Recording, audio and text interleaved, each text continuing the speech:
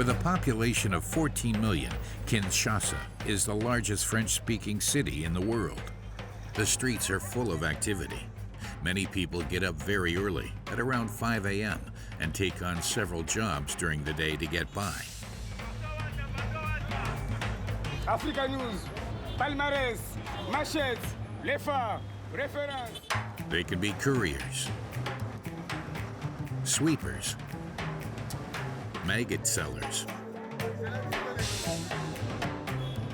or even jewelers. At midday, they count their money, often dreaming of making a fortune. Tout le monde rêve d'être millionnaire au Congo.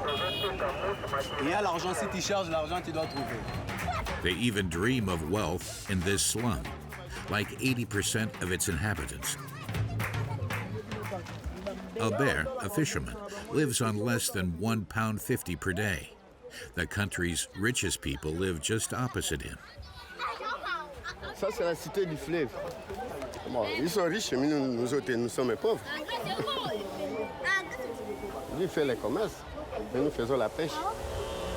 This apartment complex is reserved for the new upper class, and of course the millionaires of the Democratic Republic of Congo. It's impossible for anyone from the outside to get in.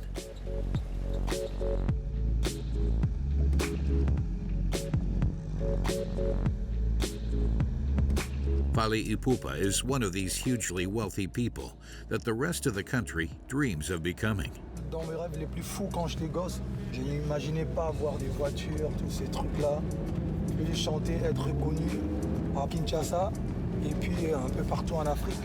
Fally Ipupa is the most famous singer in the Democratic Republic of Congo. He performs all over the world with international stars, and he is a multi-millionaire. Tu veux faire une photo? Venez. My guy! I love you, man! I love you too. Man like Fally Ipupa, you know. What you saying? Hey, what's up? He has just invested over £600,000 for his new home in this riverside estate.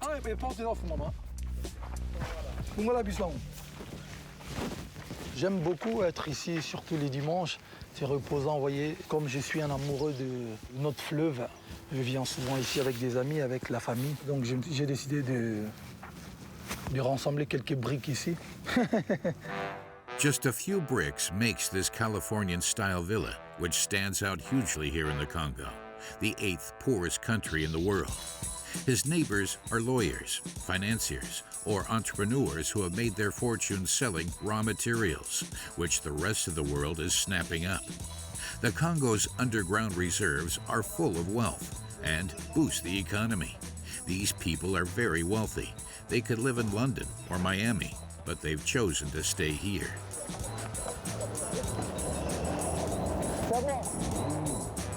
Fally likes to relax far away from the hustle and bustle of the city center. The Congo River, one of the longest in the world, is the city's playground.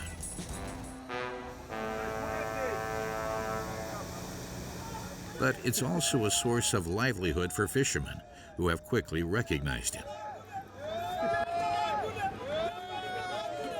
Ils disent que c'est mes frères, ils veulent un petit rien. Je suis obligé de donner. Si on est tiens, non, paie-moi $50. Fally gets a port employee to distribute a few notes among them. C'est beaucoup, c'est beaucoup. Et on a fait qu'il fallait, et on a fait des comptes, nous a donné $50 pour partager à 6 personnes. It's the equivalent of £6 per fisherman, which is the same as an entire working week. C'est des gens qui n'ont pas de même problème que nous. Tu vois, ça veut dire qu'ils travaillent même le dimanche. Et si on peut toujours et donner un petit rien pour ne serait-ce que ramener un petit truc à la maison pour ses enfants, c'est toujours, je le fais toujours avec un bon cœur. There are already 600 millionaires like Fally in the Congo.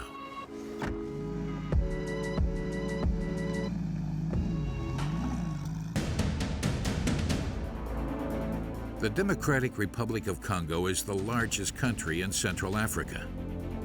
It's 4 times the size of France. It has been ravaged repeatedly by war for almost 60 years. which has resulted in over 6 million deaths. The country is also under a dictatorship. Mobutu Sese Seko, nicknamed the Leopard of Zaire, was in power for 32 years. While ruling the country with an iron fist, he embezzled £4 billion. In 1996, a civil war broke out. Militias supported by neighboring countries enlisted thousands of child soldiers to try and seize the country's wealth. Mobutu, meanwhile, eventually died in exile. Another emblematic president in the early 2000s was Joseph Kabila. He accumulated more than £11 billion during his 18 years in power. He returned to power in January 2019. Today, entire regions are still unstable in this huge country. Everything still needs to be built, and some businessmen make their fortune amid this chaos. Congo, le matin tu peux te réveiller pauvre, le lendemain tu deviens riche parce que tu as travaillé. Eric has a huge project at the end of this extremely dangerous road. He is erecting a huge dam to provide the population with electricity. Ça va rapporter près de $1 million par mois. In the east of the country, the Great Lakes region is one of its most beautiful areas, but also one of the most dangerous in Africa, having been in almost permanent war for over 20 years. Robert, a former rebel leader, has become a businessman. He is also a politician. La politique, quand on est député, ça nous empêche pas à faire du business. Robert built his fortune in coltan mines. This is an essential ore for the manufacturing of mobile phones. A small town has been created thanks to this businessman's employment, and every day 3,000 miners also dream of a better life.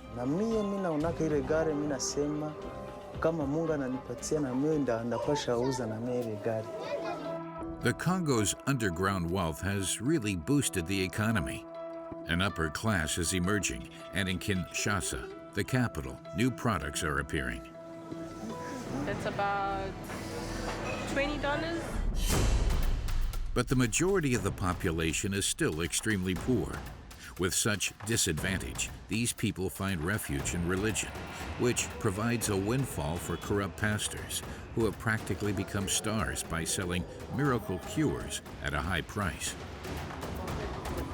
Ça guérit beaucoup de maladies. Ça guérit même le sida. We have traveled to one of the most chaotic countries in Africa to understand how its people manage to get by, and sometimes even manage to build huge fortunes.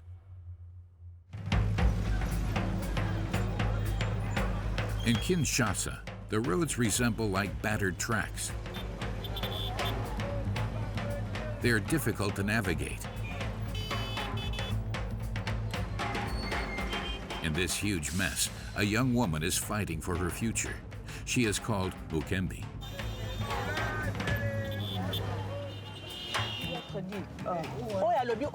Finalement, ce sont des agents de l'ordre. On est censé suivre ce qu'ils disent. Mais alors là, je suis devant deux agents de l'ordre qui me disent l'une de prendre la gauche, l'autre de prendre la droite. Je suis censé faire quoi? Bukembi is in the middle of a test.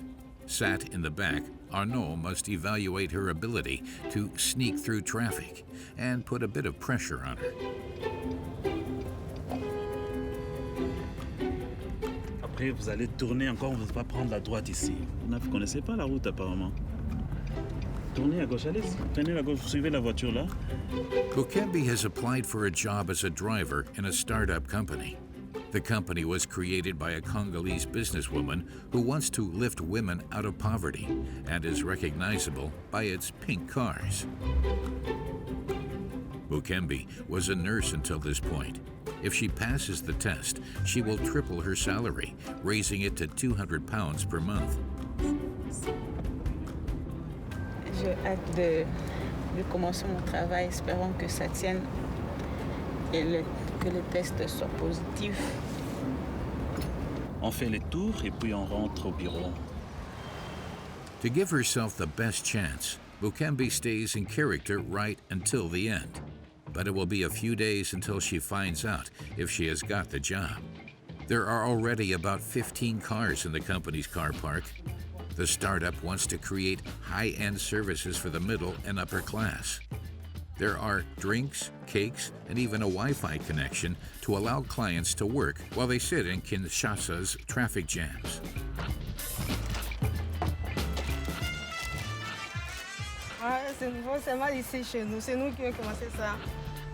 Patricia is a businesswoman who wants to promote female integration. After studying in South Africa, she returned to the Congo. She has created her driver service with the help of investors. She also supports new businesses launched by women. Nous voulons avoir des millionnaires. Le Congo est riche. On a plus de 80 millions d'habitants. On a des ressources, le sol, sous-sol, et il est temps que la femme congolaise puisse se nourrir de cette richesse-là congolaise. Despite the instability all over her country, Donnez-moi les deux, oui, deux cuisses, voilà. Patricia wants to show the whole world that the Democratic Republic of Congo can take off. Le Congo ne peut pas se résumer au viol, aux guerres. Non, il y a des jeunes et des jeunes gens, des jeunes femmes comme nous qui essayent par leur façon de faire avancer les choses. Et donc, c'est inapproprié qu'on puisse juste résumer la RDC. Non, les choses ne marchent pas, les choses n'évoluent pas. Non, c'est cette nouvelle génération qui va faire émerger le pays. Just like Patricia and her friends who are banking on the future of their country, many Congolese people return to work and invest in their country after years of living abroad, especially in Europe or the United States. These repatriates, as they are called, live in secure areas where they can find all of the comforts that they were used to abroad. At La Cité de Fleuve, the complex of high-end apartment buildings and villas extend over 300 hectares, and 2 new people are moving in. Olivier and Naomi. A few days ago, they were still living in Johannesburg, South Africa.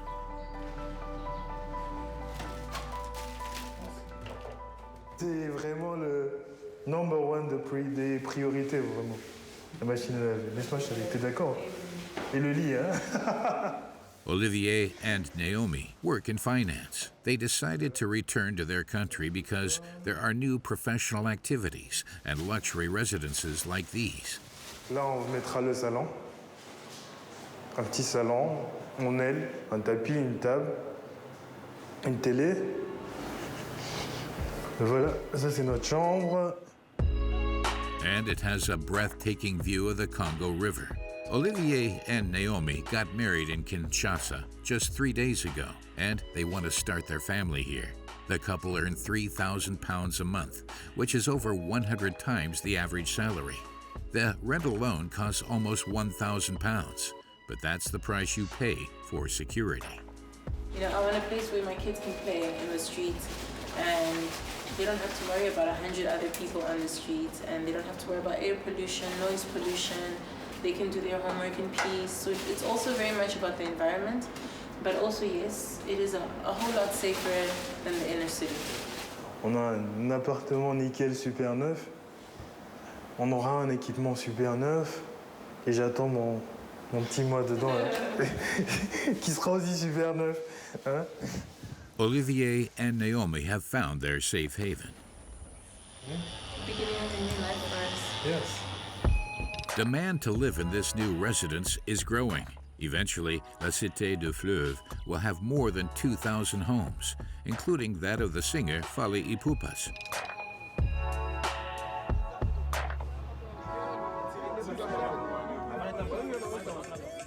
We find him in a large house, which he has rented as the backdrop of his new music video.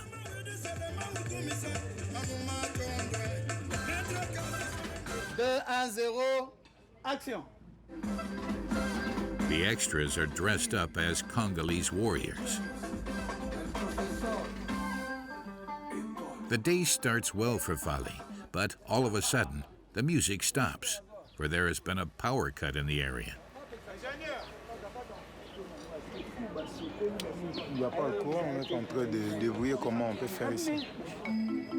Fally and his team are stuck.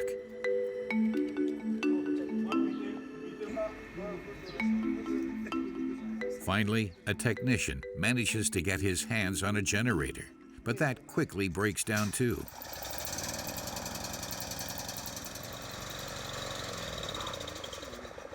Fali is desperate, even though he is used to such disappointment. Regarde,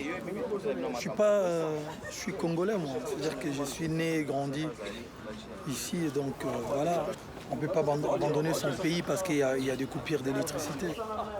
Manon, Fali Ipupa's assistant, uses the car's sound system to finish filming the clip.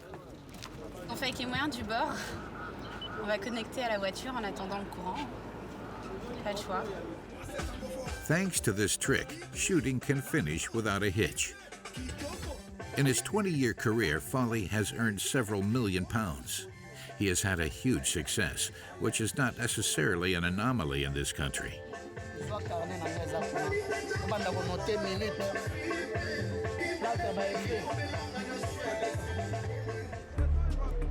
Congo's underground is rich in minerals, which have helped make the fortune of several well-advised men. One of the main resources is coltan, which, once it's been transformed, is used in the manufacturing of mobile phones. The mines are in the Great Lakes region, in the east of the country, on the Rwandan border.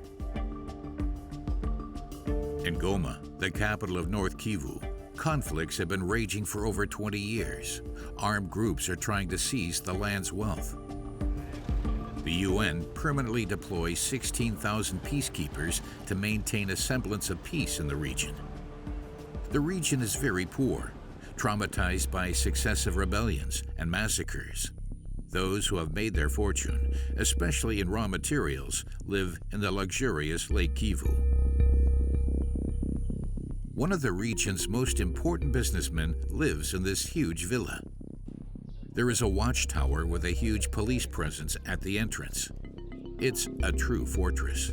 Its owner has several tens of millions of pounds. Oui, quoi? Ça va? François? Robert Seninga is the king of the coltan mines. He has had an eventful life. Formerly, he was a rebel leader. Today, he is a businessman and also a member of the Maïsi Parliament, a district near to Goma. La politique, quand on est député, ça ne nous empêche pas à faire du business. He even admits that his power has helped him to become an owner of some of these mines. Robert Seninga is also the president of one of the largest corporations extracting coltan in this region. He is always escorted by armed guards as he regularly receives threats.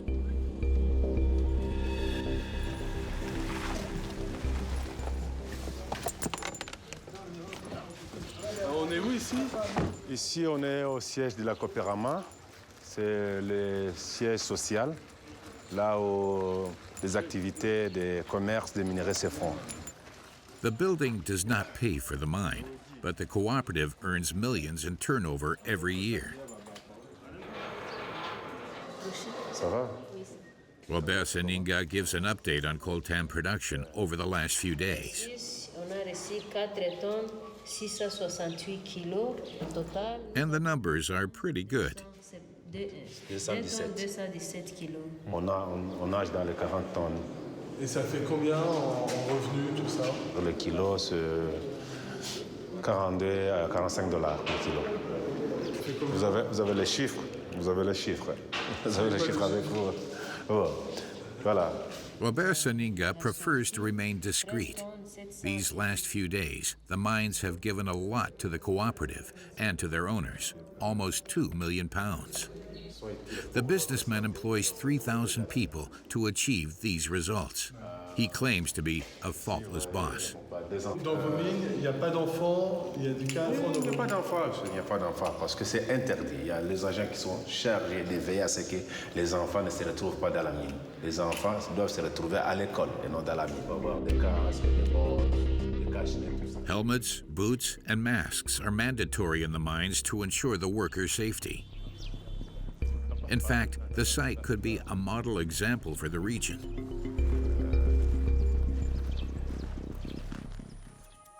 These mines are situated 60 kilometers from Goma, in a beautiful region of North Kivu with hills and pastures as far as the eye can see.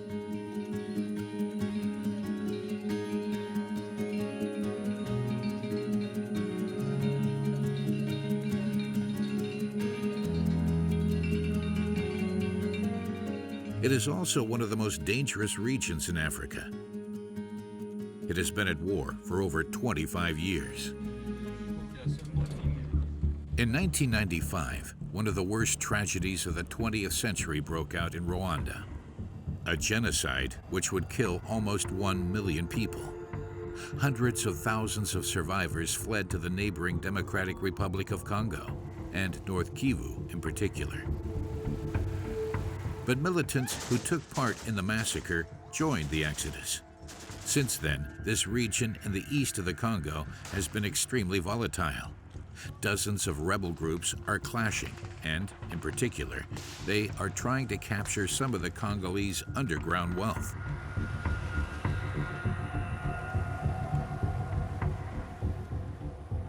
Landry, Robert Seninga's chief engineer, accompanies us to his mines.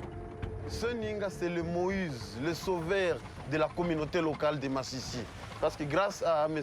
Robert Seninga, les activités et la vie se passent normalement. Yet little seems to have changed in the region in recent years. The road is in a terrible state. Every day, people risk their lives in order to work. Our car struggles to get to the ravine, despite several attempts due to crevices full of water.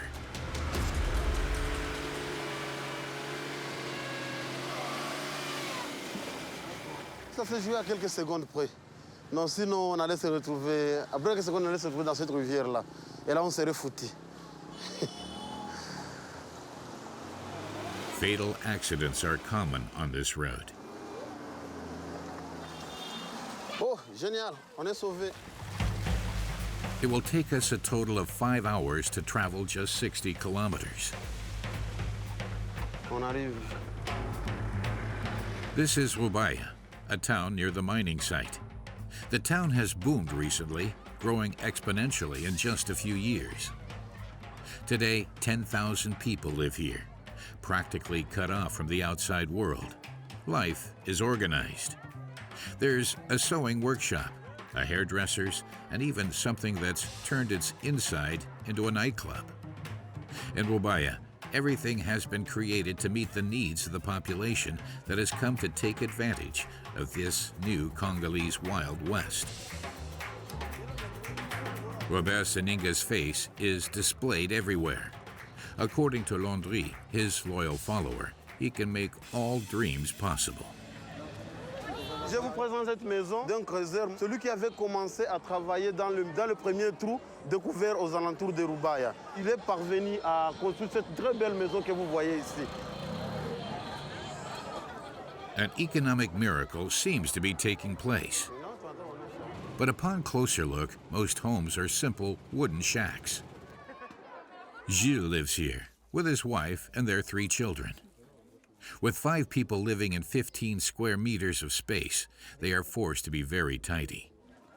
Nyumba ni ya kidogo, ni kukama mina kamataka viatu mina vitia hapa kwa hii kibambasi. Nguo za watoto nazo mina ziweka hapa. In the other room, the kitchen is attached to the family bed. Ni ya kidogo kitanda mshe. Na hapa njo kwenye tunalalaka hivi. Panapigia hapa. The couple moved here 5 years ago when Gilles wanted to earn his fortune in the mines. Na mie naonaka ile gari nasema kama Mungu ananipatia na mimi ndapasha uza na mimi ile gari. For now, Gilles only earns 5 euros per day. He works 10 kilometers from the center of Rubaya and must travel for an hour and a half to get there.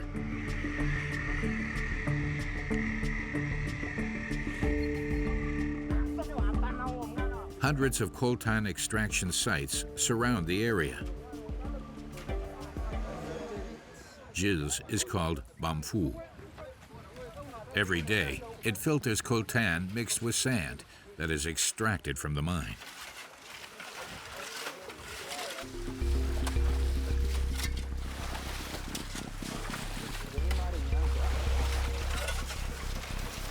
Hapa niko natumikisha mikono. Beshi natumikaka, kisha mikono sasa nayo inasukura mzuri na kamata.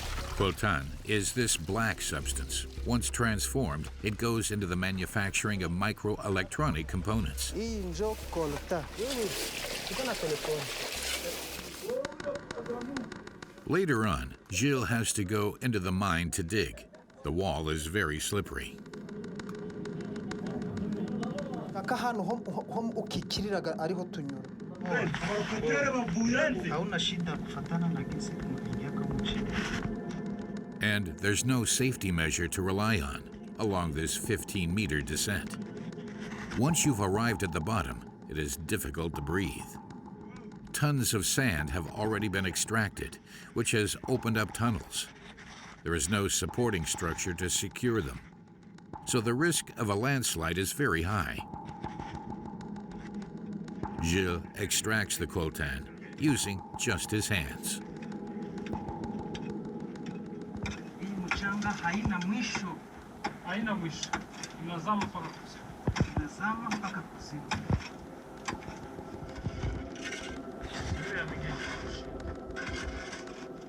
Priority is given to extraction, never safety. There are regular accidents in these mines.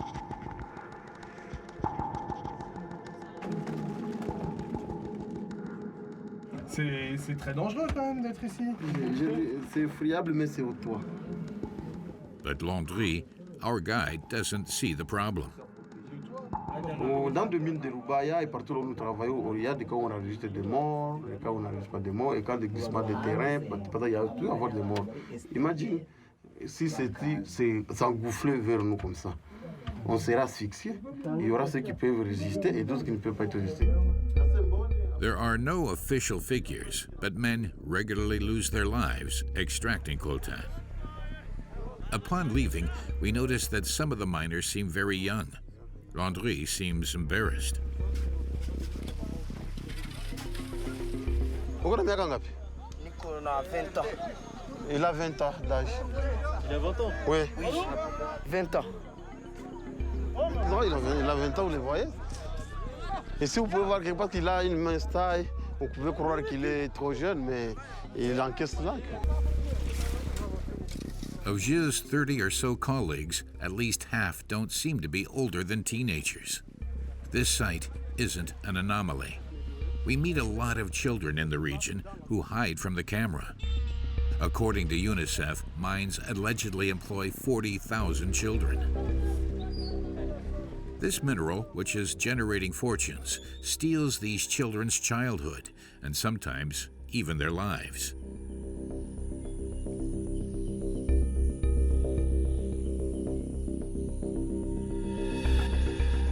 Two months before filming, a massacre took place one evening in the center of Rubaya.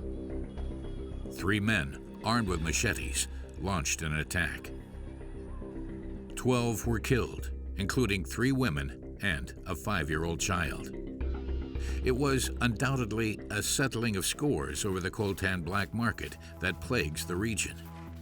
Underground reselling of coltan happens at all levels of the production chain, from miners to site managers. Much of the product is sold illegally to avoid paying taxes to the Congolese government. In Goma, we pose as traders wanting to buy smuggled coltan. We made an appointment with traffickers.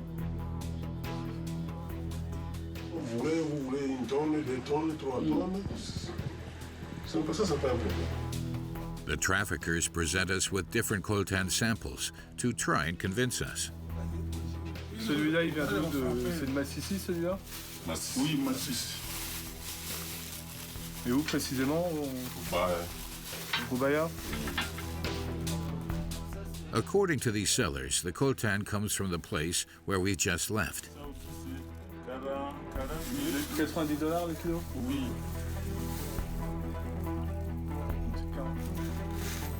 This coltan is tax-free. At this price, the traffickers are responsible for delivering the goods across the Rwandan border. The country is regularly accused of stimulating economic growth through smuggled raw materials from the Democratic Republic of Congo. This theft takes place with the help of Congolese soldiers. Like this man, who lets the convoys pass through. Vous envoyez tous les jours du coltan passer? Il y a des jours où ça peut passer 2, 3 tonnes, voire même, on peut aller même jusqu'à 10 tonnes par jour. Like all Congolese civil servants, this soldier only gets a small salary. Avec le coltan, je peux facilement gagner $1000 par jour. Donc tout le monde le fait? Oui, si je trouve par exemple des trafiquants qui viennent me proposer voici $500 ou $1000, là c'est clair, je ne peux pas refuser. Moi qui gagne $80 le mois, quand je trouve $1000 en un seul jour, c'est facile. The DRC is one of the 20 most corrupt countries on the planet. In total, corruption costs the Congolese state £11 billion every year. Despite all of this trafficking, the mining sector drives the DRC's economy. The country's economy has grown by almost 6% in 2018, thanks to this industry. This economic success is showcased in Kinshasa, the capital, around the Boulevard du 30 Juin. The 30th of June is their Independence Day, which was granted after almost a century of Belgian rule. Here in the business district, we find Olivier, the young banker who moved to the Cité de Fleuve a few weeks ago with his wife Naomi. I like this. I like the fruit ones. Which one? The apple tart. Quand j'étais enfant, ça n'existait pas encore ça. These pastries cost £4 each, the same price as in the UK. They're a luxury in Kinshasa. £21 is almost the country's average salary, but that doesn't seem to bother Olivier. C'est pas cher, ça va. Although these well-paid executives only make up a tiny part of the population, new businesses are slowly but surely being set up in the city center. This new clientele, used to the Western way of life, must be catered for. This supermarket has adapted its stock. From coffee capsules to European cheeses to cereal, you can find everything here that is sold in rich countries. Okay, so we good. Yeah. Can we get juice? But they have to pay a huge price for all of these imported products. 31,000. How many dollars? That's about $20. It's too expensive for anyone, really. I can't speak for other people, but no, for you. $20 is expensive for me. I wouldn't spend that kind of money on juice. Most of the imported products are very expensive. A 4-pack of yogurts comes to almost £8. A box of cereal is £10. That's 3 times more expensive than in the UK. You know the perception that people that live in Yeah, Europe it's just, have? yeah. When they hear of Congo, they think war, they think the jungle, they think civilized people. This type of supermarket in the city center is attracting more and more well-off clients, as well as those who have lived abroad like Olivier and Naomi. I can't imagine myself going to the market, because that's the first thing I thought when I was here. I was like, oh my gosh, when I live on my own, I need to start going to the market and buying things, you know, in the flea market and whatnot. But yeah, if this didn't exist, I don't know if we'd eat. Naomi makes sure that she eats a balanced diet because she is pregnant. It will be a boy. He's due in 3 months. It's a baby boy. I'm a little bit nervous, but happy at the same time. I think it's just like first-time parents. We've never raised another human before. This is the perfect outcome for the couple. who have had time to settle down. Yo, the table is full. Huh? I think we're done. Little by little, their apartment is becoming more homely.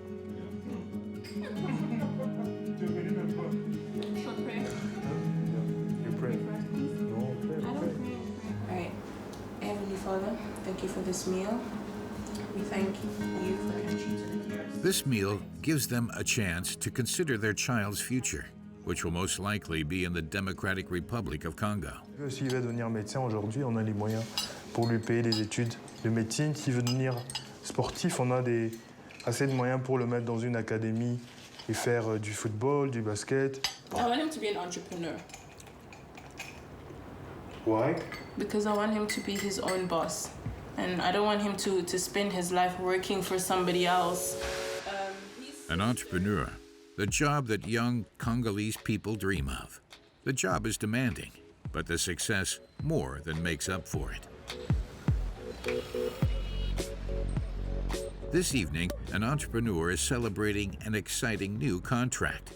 He is called Eric Monga. This business leader is also at the top of an employers' union.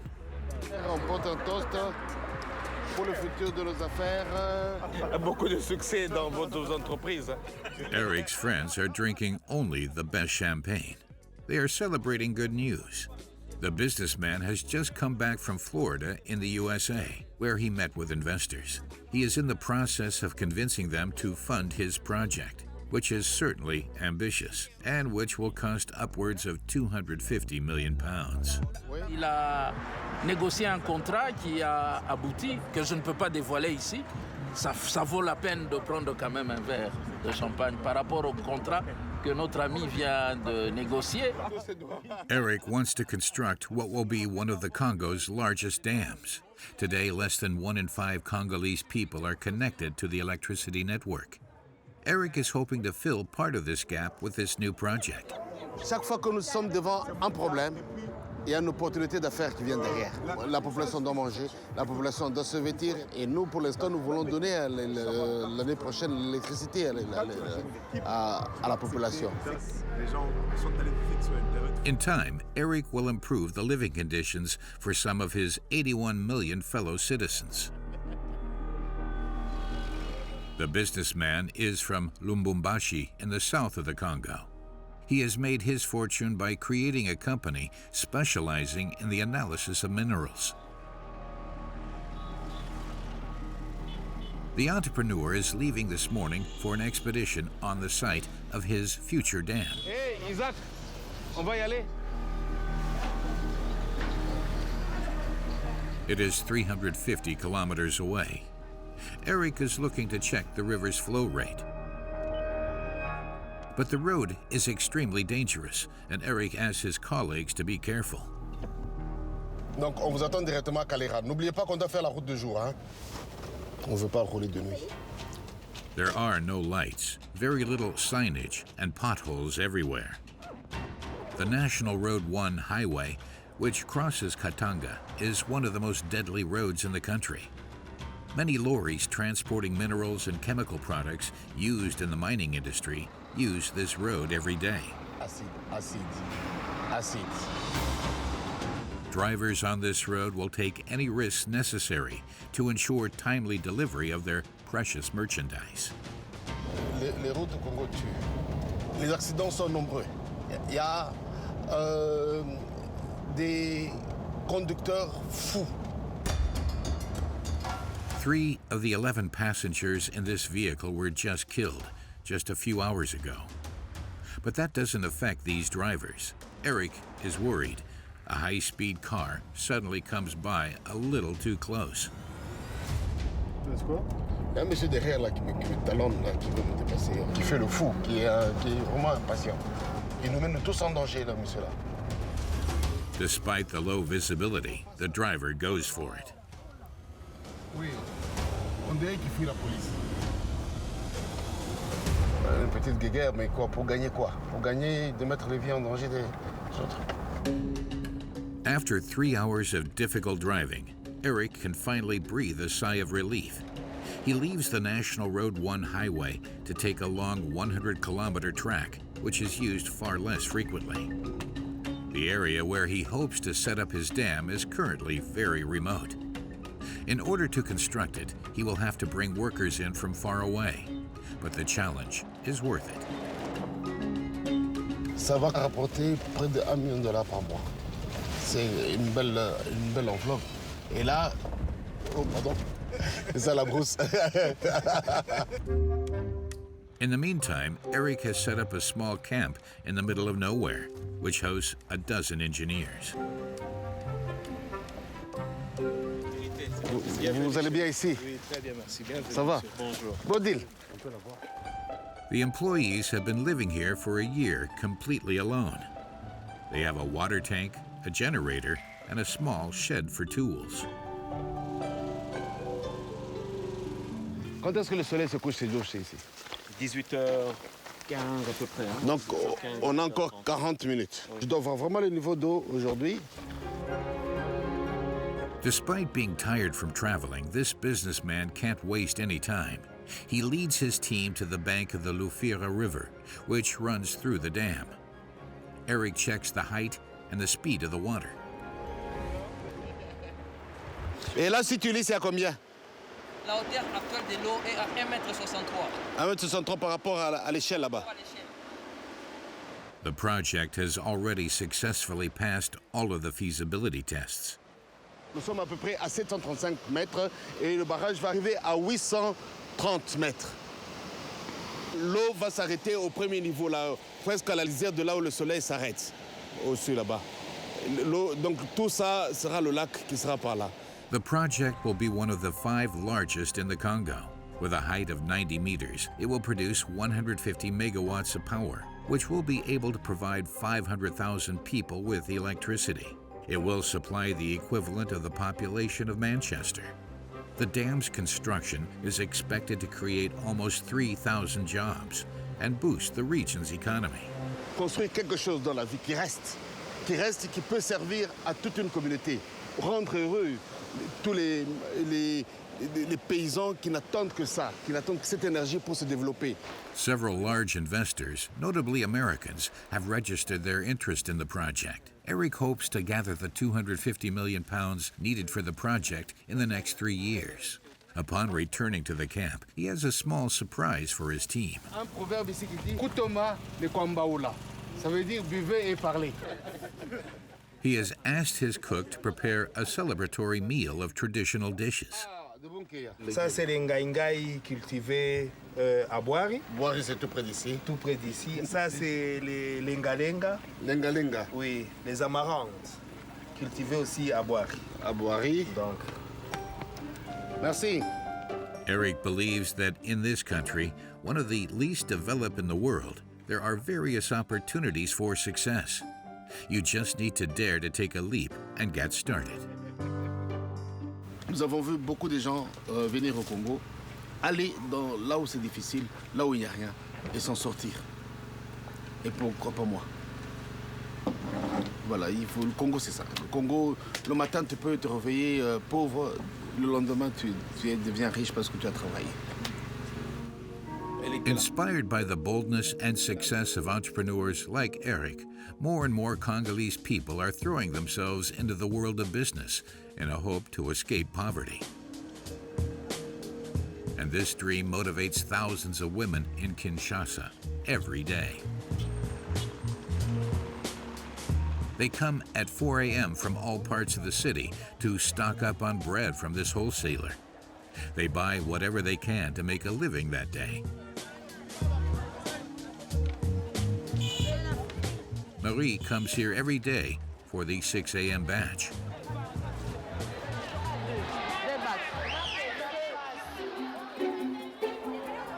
Marie was widowed 6 months ago and therefore has the huge responsibility of bringing enough home to feed her whole family.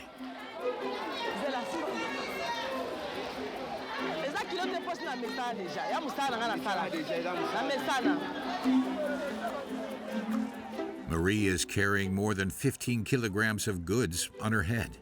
She sets up her stall in a strategic location every day, which will get her the most clients.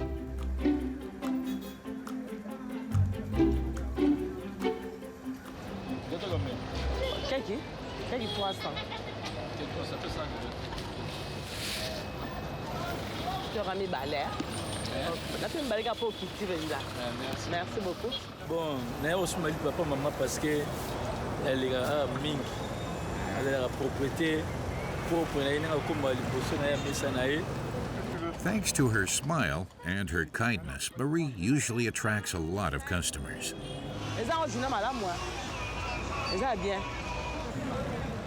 Marie earns 50 pounds per day thanks to this little stand. She believes in her business and dreams of opening other stands like this one. She even allows herself to imagine making a fortune. Millionnaire.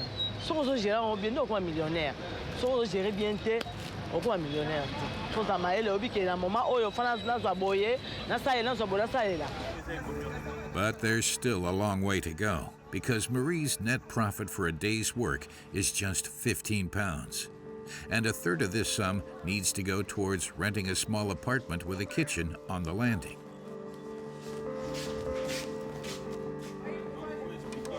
Ça, c'est les fumbois. Je vais mettre la moine, après j'ai mis les ail, les pupilles, les oignons et les ndembi. Inside, there is a single room, which is used as a bedroom and living room for Marie and her daughter. Sarah is the youngest of her 5 children. Ça, c'est Déborah avec Israël. Donc, ils ont un bassin avec l'examen d'État. Il y a sous 4 jours. With a salary higher than 350 pounds per month, Marie could live in a bigger apartment. But she would rather save money on her housing in order to fund her children's studies.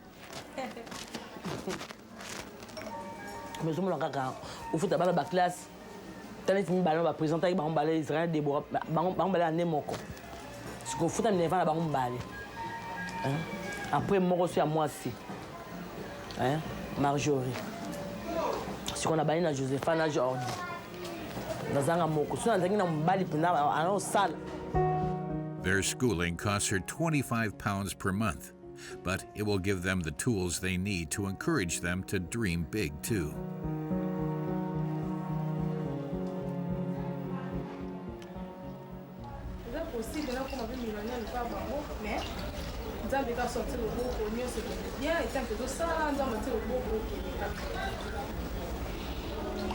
Like 90% of Congolese people, Marie and her daughter Sarah are Christians.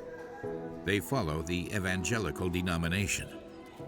The shopkeeper visits a temple 3 times a week. She thanks God for having spared her from poverty.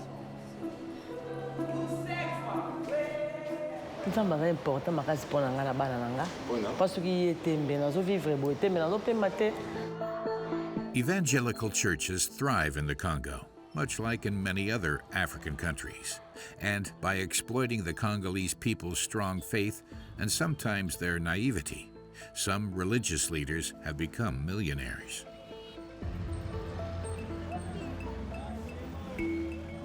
This Sunday morning in Kinshasa, all of the city's usually very busy main streets are strangely deserted. Since dawn, tens of thousands of people have been heading towards the largest stadium in Central Africa.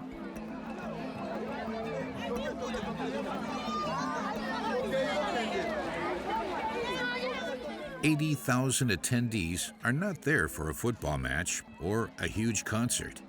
They have come to hear a speech from a man who sells a juice which supposedly has extraordinary powers."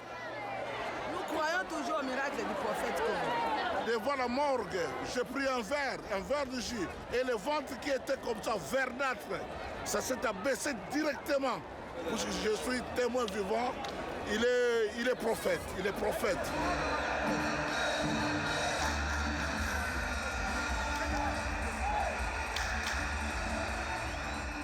There are cameramen, photographers, cheerleaders, policemen on alert.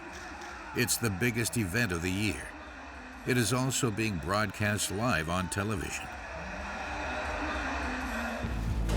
The star everyone is waiting for is called the Prophet. He lives a few kilometers away from the stadium. We find him at his home, where his escort is already ready and dressed impeccably. His bodyguards are also his disciples.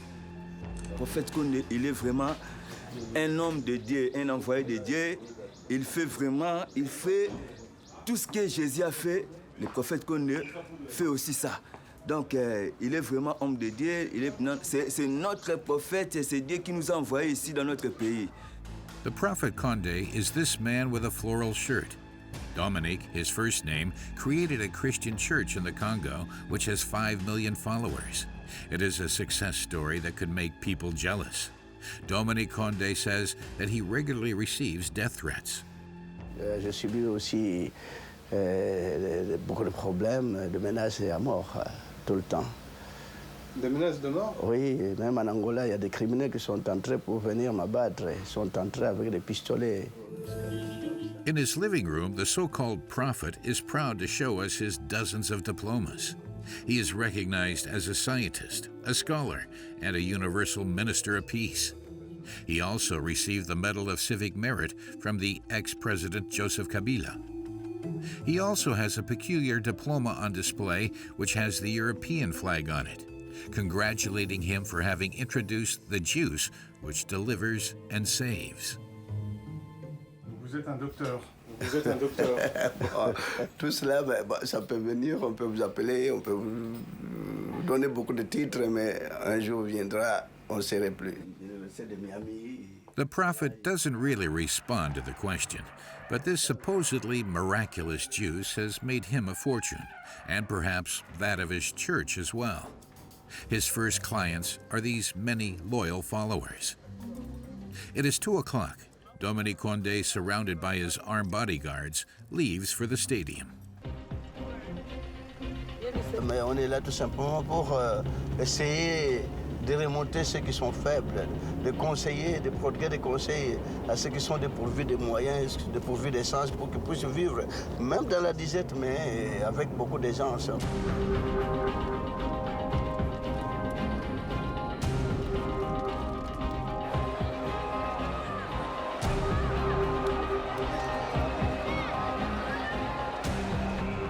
Upon arrival, the man is greeted by a cheering crowd.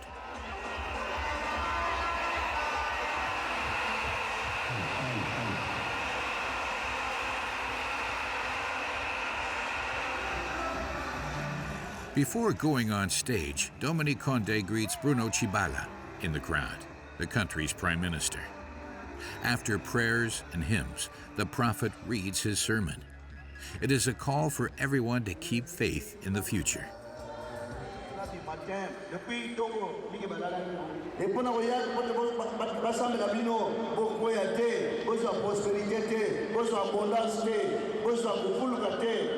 Même la disette, même la nzala, même la kozanga, mais pourvu que vous avez la vérité, et la vérité pourra vous affranchir.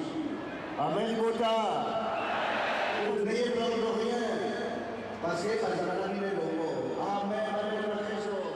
The apparent prophet is a clever man. He does not sell his miraculous juice in public places like this stadium. He dispenses it more discreetly in small parishes scattered around the country. It is thanks to this network that he has already raked in millions of pounds. A few days later, Dominique Condé holds an open session in Mateta, in the suburbs of Kinshasa. There are already more than 100 people waiting on the pavement in front of the entrance for a consultation.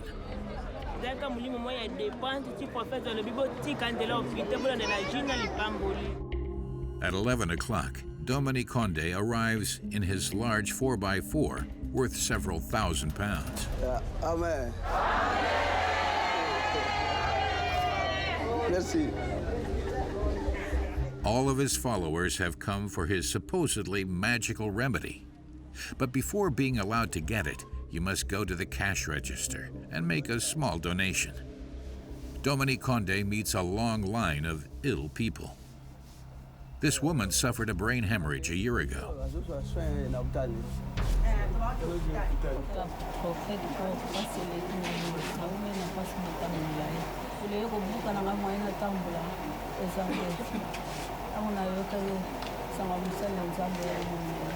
Ici, c'est vrai que pour pouvoir appliquer le pétrole, pour masser, c'est le massage, le pétrole, le cocotier comme elle. Et ça peut lui apporter beaucoup de solutions.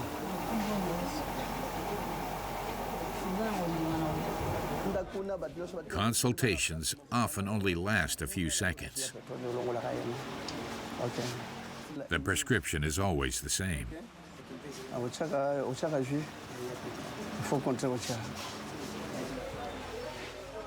Once they've received a prescription, the ill people are directed towards the room next door, which is the pharmacy.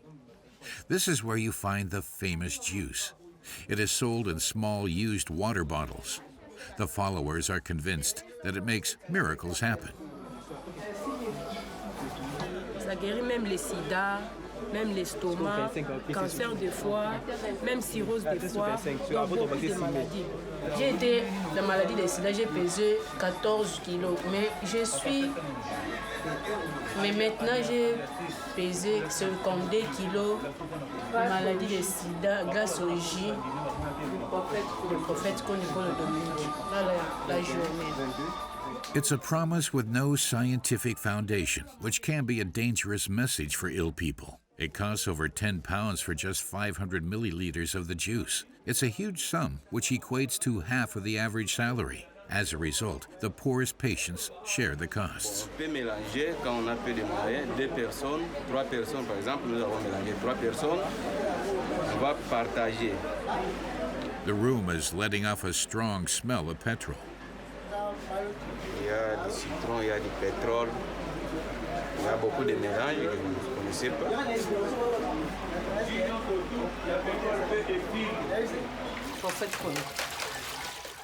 The juice is packed on site.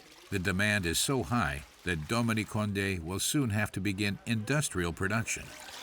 He has just received the new packaging. Voilà les cartons de jus que nous avons.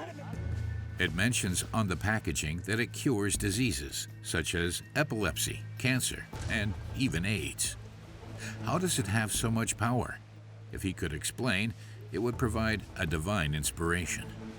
But when we ask Dominique Condé to read to us what is written on the box, he avoids reading the word AIDS. Ces produits traitent des maladies d'origine naturelle ou mystérieuse, telles que l'épilepsie, cancer, etc.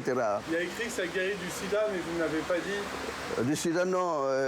Je n'ai pas souvent fait mention de cette maladie. In the Congo, around 400,000 people are infected with AIDS. Another false statement that the prophet gives is that his juice supposedly resurrects dead children. Ces produits, il y a des gens qui donnent même des morts-nés. On applique le jus, on met dans la bouche le mort-né. Ils reviennent à la vie, les morts-nés. While we are in his office, his assistants count and stack banknotes. This scammer sells tens of thousands of bottles every year and doesn't ever worry about getting caught.